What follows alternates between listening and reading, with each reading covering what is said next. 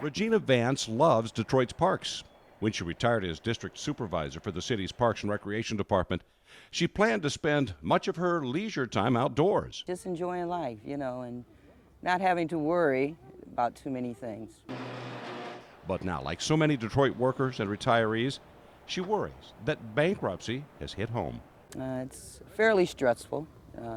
Economically, I never thought I would be at this level, worrying about each pay, how my money's going to flow, how to take care of bills and what have you. A new state tax on pensions and the end of a bonus retirees called the 13th check has forced Vance to give up some of her free time for a part-time retail job. And they only give you hours when they can afford to give you hours. While Vance is worried, many of her fellow retirees are angry. They feel they've been betrayed by the city after living up to their part of the pension deal.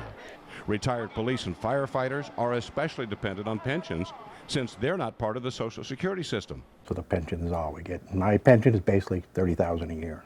Financial planner Rick Bloom says Taylor and others need to be prepared to take a budgetary hit. They're going to get less on their pension, and it may not be fair, but I think that's the reality of what's going to happen. And because of that, they have to start looking at their finances today to make sure they get their house in order. Regina Vance recently sold her home on Detroit's west side and moved to an apartment near downtown.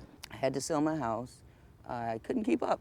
But for those with a lot of equity in their homes, Bloom says there are other options. For some people, they need to look at things like reverse mortgages. A reverse mortgage would allow them to withdraw the equity in their home, use that to help cover their living expenses. And with bankruptcy on the horizon, Bloom says now is the time to act. Things like your automobile insurance, shop it around, get a competitive rate.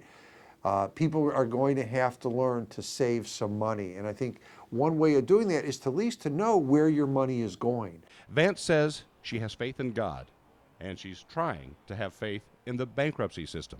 Otherwise, we're going to be pretty much devastated with a great deal of loss.